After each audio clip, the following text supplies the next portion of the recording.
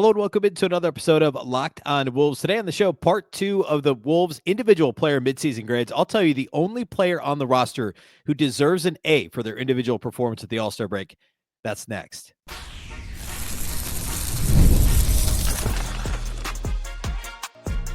You are Locked On Timberwolves, your daily Minnesota Timberwolves podcast. Part of the Locked On Podcast Network, your team every day. Hello and welcome to the Locked On Wolves podcast, part of the Locked On Podcast Network, your team every day. My name is Ben Beecken. I am the host of Locked On Wolves. Happy Wednesday, everybody. Happy Hump Day. We're only 2 days away from the Timberwolves returning from the All-Star break with the game against the Houston Rockets on Friday night. We're almost there. We've almost made it. It has been 6 days since the last Wolves game. So today on the show, we're doing part 2 of the midseason player grades. We did the starters on Monday's show. Today, I'm going to do the 3 primary bench players. We'll talk a little bit about some of the fringe rotation guys, the younger players toward the end of the show. But today, I'm also going to reveal the only player on the roster that I gave an A for a midseason grade, or really anything above a B+. Nobody got an A-. Only one player deserved a grade above a B+ on the Wolves in terms of individual player grades. So we'll get to that here in just a moment. First of all, a big thank you for making Locked On Wolves your first listen every single day. Of course, this show is free and available everywhere. That includes YouTube as well as all of your favorite audio platforms. Wherever you like to listen to podcasts, you can find Locked On Wolves. You can also watch on the Locked On Sports Minnesota app on both Roku and Amazon Fire TV. And a reminder about the daily newsletter. You can subscribe to get Locked On Wolves daily in your inbox on lockedondaily.com. It's one stop for ultimate team and league coverage delivered right to your inbox. Sign up for free now at lockedondaily.com. All right. So we did midseason player grades, the starter edition on Tuesday show. Today I'm doing the reserves, and I'm really only going to focus on the 3 primary reserves who I realize have all started games at one point or another. But when the season started, these were the 3, the bench trio, right? We talked about this quite a bit before the starting lineup change when DiVincenzo went into the starting lineup, and then obviously before the DiVincenzo injury and the Julius Randle injury. But the bench trio of DiVincenzo, Naz Reid, and Nickeil Alexander-Walker. And they've arguably been the Wolves' best players this year in terms of what they've done relative to expectations. And like that's shifted a bit. Like Ant said, everybody's had their ups and downs. You could pull any, couple weeks span. Like early in the season, it was Nickeil. Like he was the guy who was performing beyond expectations. Well, that's evened out quite a bit. Early in the season, DiVincenzo was playing terribly. That's evened out quite a bit. He was great right before he got hurt, especially after joining the starting lineup. And we'll talk more about that. Anthony Edwards was having a good year, but didn't really start playing great until shortly before the All-Star break, around the time the Wolves had some of these injuries. We talked about Conley on yesterday's show. Like he had a terrible start to the season. I just gave him a C on yesterday's show, but he's playing a lot better recently. Right. Like that stuff changes over the course of the year. So I realize that this is a snapshot in time. We're 56 regular season games in, but I think it's a good time to kind of take a step back and evaluate these individual player performances. And of course, the Wolves' overall record being relatively disappointing, still okay, but not to where it was at this time last year. And given the conference finals trip last spring, not where anybody expected the Wolves would be. So let's start by talking about Naz Reid on today's show. Without further ado, he is the only player on the Wolves roster that I gave an A grade, anything above a B+, for his performance in the first quote unquote half of the season, the first 56 regular season games. My first note on Naz Reid, I'll start here. My first note is just simply, he probably should win the Sixth Man of the Year award again. He probably won't, because it's a weird award to win twice. You need to be like clearly better than everyone else, fair or unfair, to win it a second time. Peyton Pritchard is the odds-on favorite, over at FanDuel. He's -160 to win. But if you compare his stats to Naz, they're actually pretty similar. They're almost the same. They're averaging similar points per game. The 3-point percentage is similar. Obviously Boston being a better team is going to give them a shot. DeAndre Hunter, newest member of the Cleveland Cavs, is second on FanDuel at plus 340. Former Timberwolf Malik Beasley's third at plus 500. He's been great. Actually, I don't mind his odds in terms of the guys on this list. Naz Reid is fourth, but he's all the way down there at plus 1,400. And again, it's because of team performance. If the Wolves like rip off a bunch of wins in the second half of the season and they win, I don't know, they just have like a crazy, what are they at now? 31 wins. So say they go, there's 26 games left. Say they go like 19-7 or better, and they win at least 50 games. And Nas, right now he's started 8 games this year? Is that right? Yeah, he started 8 games. He's played in 55 games, started 8. He started 11 last year. If he can avoid starting too many games and the Wolves get to 50 wins, there's a shot. But all that to say, he's basically had the same year as last year, but a little bit better. Last year, he averaged 13.5 points per game on 47.7% shooting, 41% from 3. This year, he's a point better per game, 14.5 a game. He's also almost a half rebound better, 0.7 assists better. If you just want to look at per game stats, nearly a percentage point better from the field, slightly worse from the 3-point range, but not significantly. He's shooting a lot better from 2. He's getting to the line more often, and he's making a career high 79% of his free throws. Defensively, you could argue he's been better. I mean, he's been asked to do a little bit more this year defensively, and he's been playing a lot more center following the, he has been playing a lot more center because of the injury to Julius Randle means that the Wolves rotation has been just kind of, and obviously no Karl Anthony Towns is really the bigger thing. Last year, Cat was the backup center. This year, it really is Nas. And when Rudy hits the bench, especially with the Randle injury, it's Nas or it's Luka Garza, which means a lot of times it's Nas. He's been better almost across the board. In fact, his assist rate is up to easily a career high, almost 4 points higher than last year. And his turnover rate is down almost 1.5 points. It's very rare to see an assist rate go up and a turnover rate go down. The only areas where he's worse are he's 0.07 worse outside the arc, 0.7 of a percentage point on similar volume. He's getting to the line slightly less often. And he's rebounding at actually a career worst mark, which is lower than last year, which was to date his career worst mark in terms of rebound rate, even though the per game is very similar.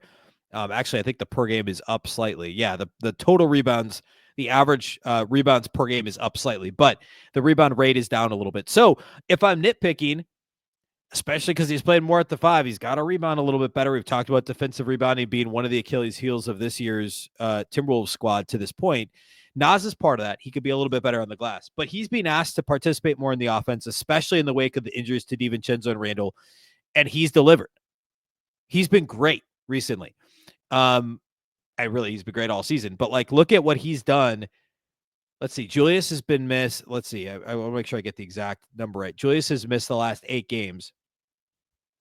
So since the Randle injury, Naz Reid, let's see. I'm going to make sure I get the exact number right here. He's averaging 19.6 points per game, 8.8 rebounds per game. So basically 20 and 9 on 47% from the field, 36% from 3. Now, right before the injury, he was piping hot from 3. So it was a bit of a regression, a bit of a balancing out of the law of averages here. He's been getting to the line twice a game at 82% from the line, and almost a block and a half per game over the past couple of weeks, going back really to the 1st of February, around the time Nas Reed was injured. So around the time Julius Randle's been injured. Nas has had basically the same season as last year, only slightly better by basically almost any metric. And I think overall he's been a little better defensively. I know the block rate's down a little and the defensive rebound rate is down a little, but I think he's been more mobile defensively. I think he's been a big part of them switching up their coverages. I think he's been good with help side defense. The uptick in blocks recently is one, result of that. But it's hard to argue that Nas Reed hasn't just been better this year in what's ultimately going to be a contract season, because he can opt out at the end of the year and he's going to get paid. Hopefully by Minnesota, he's going to get paid though. He's just been fantastic once again, and the only Wolves player that I think deserves an A in terms of how he's, again, what we're doing here is it's grades based on how players performed relative to their expectation. Coming off a 6th Man of the Year award, it's hard to expect a player to be that much significantly better, but here he is. Again, a point better per game, half rebound better per game. Yes, he's playing about a 2.5 minutes more per game. The shooting percentage is basically the same across the board. I mentioned that overall, the 2-point percentage is better. The 3-point percentage is slightly worse. The effective field goal percentage is up. And that's probably the best way to measure his effectiveness and his efficiency offensively. The true shooting's up slightly as well. So really strong first half from Naz Reid. And depending on how long Julius Randle's out, he's supposed to be reevaluated this week based on what the report was a couple of weeks ago from the team. I mean, Naz could end up starting another, who knows how many more games, 5-10 games, which will only kind of further solidify what he'll be worth on the free agent market and I guess maybe harm his chances at winning Sixth Man of the Year again. Although, again, I want to be clear, he's fourth in the odds, but he's a long, what did I say, plus 1,400? Yeah, plus 1,400 to win Sixth Man of the Year this year. So definitely a challenge, a hill to climb for Naz in that regard. All right, let's talk about newcomer Donte DiVincenzo next. I'll give him his midseason player grade coming up. Today's episode of Locked On Wolves is brought to us by our friends over at PrizePicks. Football season might be over, but the basketball action is just heating up. And there's no better way to get in on the excitement than with PrizePicks, the best place for daily fantasy sports. It's simple. Just pick more or less on at least 2 player projections. And if you're right, you can win up to 1,000 times your cash. With PrizePicks, you control the action all season long. This week, Wolves back in action Friday night. They're playing Houston. You could probably look at Anthony Edwards for more than 25 points. It feels like a game he's going to want to come out. I'm assuming he'll play. He didn't play Sunday in the All-Star game due to groin soreness. I think I would say more than 25 points on Friday night. What I love about PrizePicks is how quick and easy it is to make your picks. It takes less than 60 seconds to set up your lineup. Plus, their fast and secure withdrawals mean that you get paid in as little as 15 minutes when you win. Download the app today and use the code LOCKEDONNBA to get $50 instantly after you play your first $5 lineup. That's code LOCKEDONNBA for $50 instantly after you play your first $5 lineup. PrizePicks, run your game.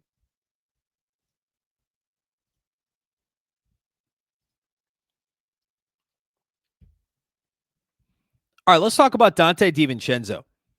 So Donte last season in New York averaged 15.5 points per game. He attempted the third most threes in the entire NBA and made the third most threes in the entire NBA, was a shade over 40%. Basically had been a 40% three-point shooter over the last 2 seasons, right? One in Golden State, one in New York. So that was a total of almost 1,100 threes attempted between Golden State and New York. And his three-point rate went up dramatically last year, but he was still 40%. He comes to Minnesota and clearly isn't going to get quite as much. He was basically the number 3 option in New York last year anyway, behind Jalen Brunson and Julius Randle. Comes to Minnesota, you figure he's going to be behind Ant and Julius Randle. But not only that, he's moved to the bench. And he said early on, he was pretty open and honest about hey, this wasn't what I was expecting, whatever. Preseason, the dude can't miss. As soon as it flips to the regular season, he never looks comfortable coming off the bench and just doesn't play well the first stretch of the season. Again, we're talking about a guy who is top 3 in the NBA in three-pointers attempted and made last year and averaged almost 16 points a game for the Knicks, had a game-winning playoff shot, became something of a legend in the playoffs for the Knicks. He comes out 5 of the first 6 games of the year. He fails to hit double figures scoring-wise.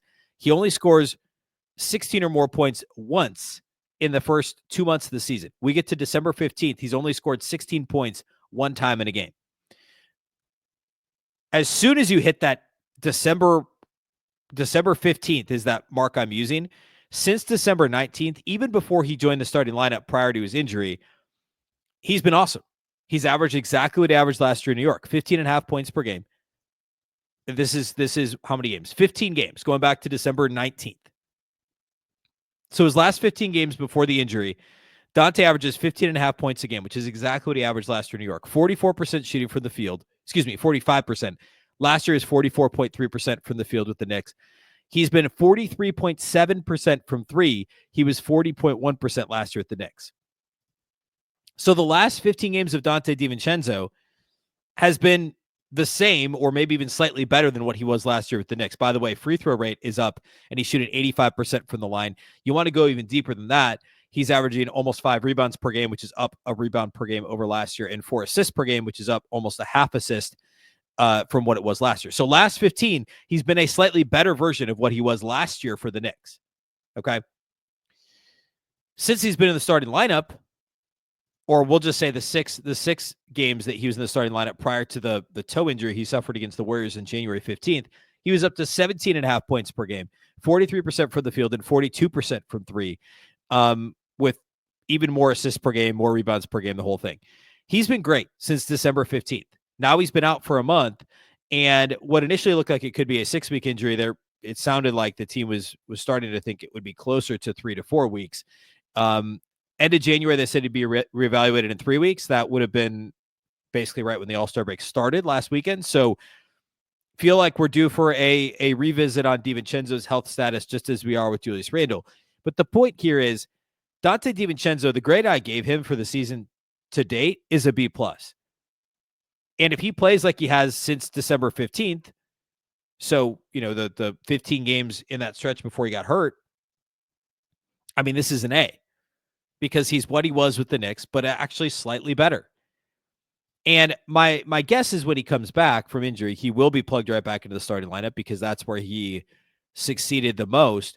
But even going back further than that, he just seemed more comfortable coming off the bench. Part of it was the Wolves' improved offensive flow. Part of it was more opportunities on the offensive glass, led to some kick-out threes and playing a little faster off his steals and stuff, not necessarily off defensive rebounds, but I think he's gotten a few more opportunities in the open floor as well. And we know DiVincenzo, like early in the season, it felt like he was searching. Like I know he's good pull-up threes, off the dribble threes, especially in transition. He likes to shoot those. It felt like he was forcing those early in the season. And they've come a lot more in the flow of the offense the last, several games that he's played in. So I do think we will see him continue to become more comfortable. Now, hopefully there's not a massive reacclimation period here once he comes back from the toe injury. And who knows? I mean, Rob Dillingham's been up and down, but he's played a lot more recently. And we've seen Jalen Clark get some run in the rotation. Terrence Shannon was awesome right before the All-Star break. So it remains to be seen how Chris Finch will handle the minutes distribution once DiVincenzo comes back. But the player he's been since mid-December is the player that the Wolves expected to be getting in this trade, the Julius Randle, Karl-Anthony Towns trade. And we know we've got 2 more years of DiVincenzo at, 11-ish average annual, 11 million-ish average annual value. It's really a steal of a contract. And we now have, 15 games of him playing awesome, and there were 25 games of him playing not awesome. So it's like nearly an even split. So we're which is why I gave him a B+. Is that we're nearing the point where like the first half of the first 25 games were really the fluky games. The guy who he's been the last 15 games is in line with what he was with the Knicks. So I think we'll continue to see a comfortable Donte DiVincenzo, a more comfortable Donte DiVincenzo. The other thing I should mention, he is overall this season, he's been asked to do more in terms of point guard duties. He's played more point guard than he ever did with the Knicks. I think that's clear by definition. And he's just also been asked to do more from a distributing, creating for others. He's got a 20% assist rate this year, 19.8%. His previous career high was 17% in Golden State. And last year he was under 14% with the Knicks. Yes, the turnover rate's up. It's still below where he was in Golden State. And the usage rate is right in between where he was in Golden State and New York. So this is kind of the happy medium year where he's played better than he did with the Warriors overall, but he's not being asked to score as much as he did with the Knicks. He's been asked to do a little bit more from a shot creation for others standpoint. And for the most part, like he's not a point guard, but he's done a good enough job when being asked to do some of those things. And I will also say he's been asked to do a little bit less of it over the last 15 games that he's played in versus what he was being asked to do at the start of the season. I think the Wolves have used Nickeil a little bit more and even Ant a little bit more in the distributing for others. And after the DiVincenzo and Randle injuries, we've seen a little bit of Joe Ingles. We've seen a lot more of Rob Dillingham. Other guys initiate offense beyond DiVincenzo as kind of the de facto backup point guard. So all that to say, I give DiVincenzo a B+ sitting here right now through 40 games played for him, 56 for the team. Hopefully he's back here in the next week or so. And I would expect any day this week we'll have an update on his health as we lead into Friday night's game against the Rockets. All right, let's close by talking about the third and final member of the bench trio. That's Nickeil Alexander-Walker. And then I'll breeze through some of the other guys and give them grades for their performances. Mostly incompletes for the young players, for Joe Ingles, for guys that have not been regular rotation pieces. But we'll talk about each of them briefly here as we close out midseason grades.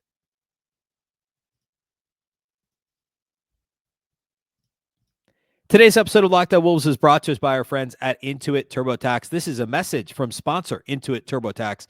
Taxes was waiting and wondering and worrying if you were going to get any money back, and then waiting, wondering, and worrying some more. Now, Taxes is matching with a TurboTax expert who could do your taxes as soon as today. An expert who gives your taxes their undivided attention as they work on your return. Will you get real-time updates on their progress so you can focus on your day? An expert who will find you every deduction possible and file every form, every investment, everything with 100% accuracy. Also, you can get the most money back guaranteed. No waiting, no wondering, no worries. Now, this is Taxes. Get an expert now on TurboTax.com. Only available with TurboTax Live full service. Real-time updates only in iOS mobile app. See guarantee details at TurboTax.com/guarantees.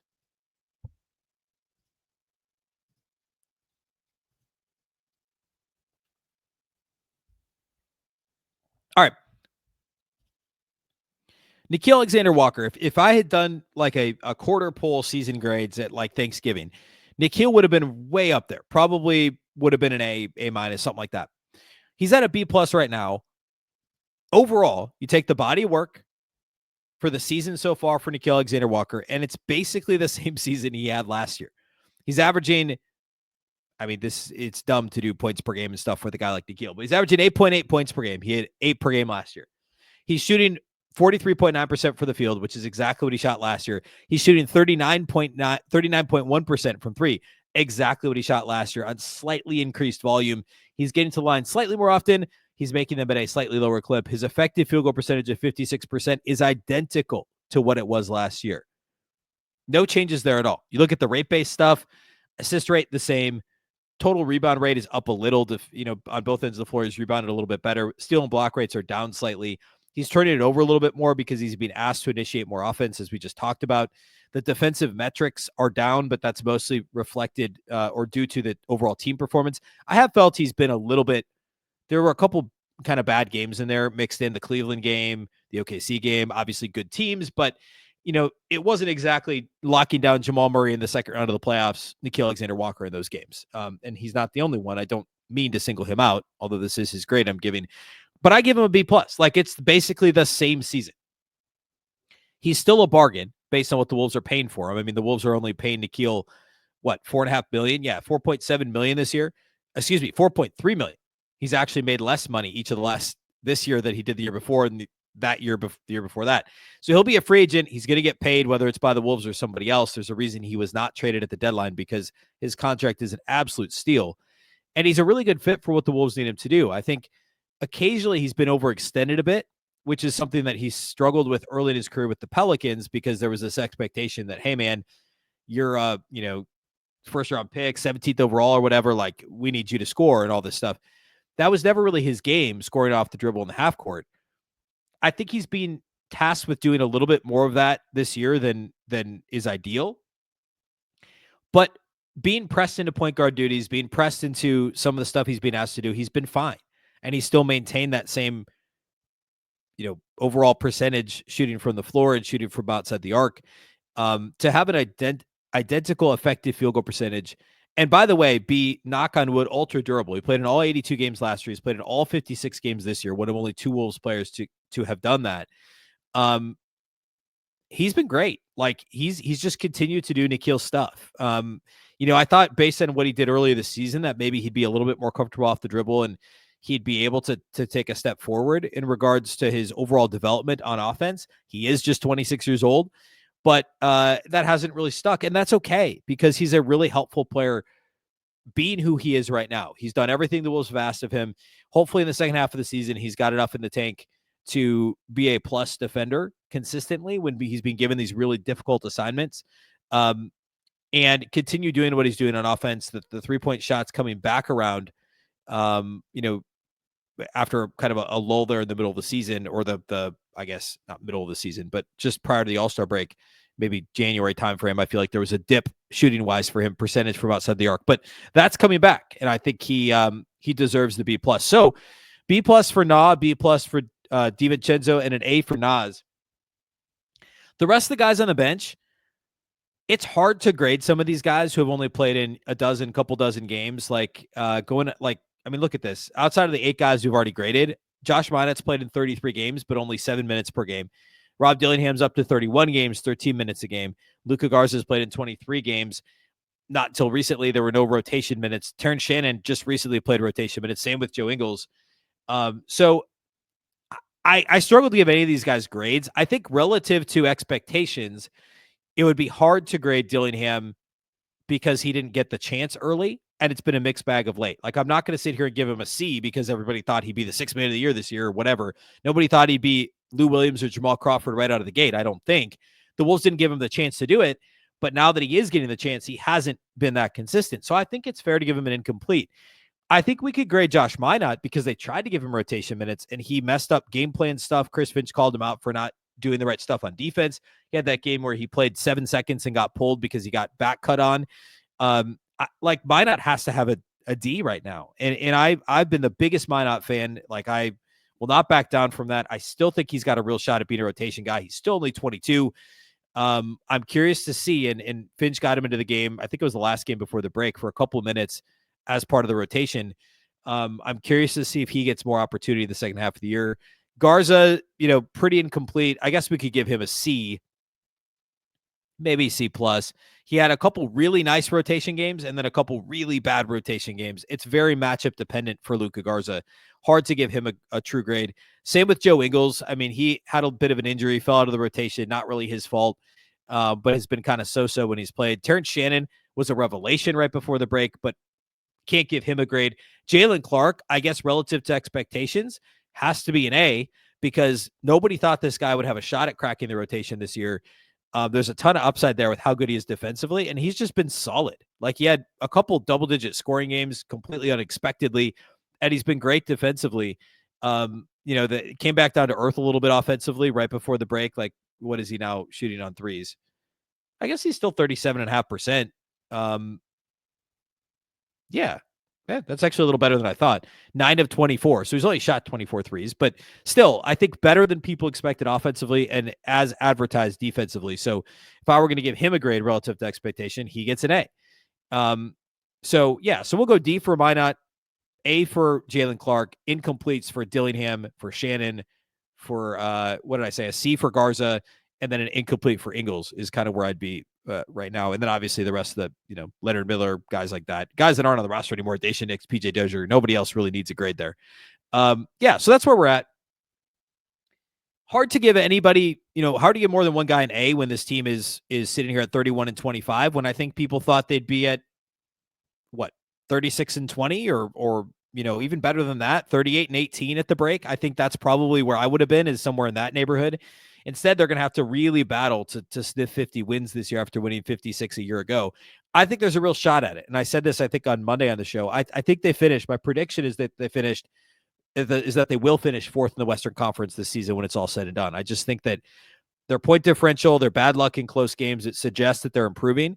Their play over the last 6 weeks or even beyond to January 1st is really encouraging. Their offensive improvement, their attention to detail on the offensive glass, execution of the game plan there, that's all really positive.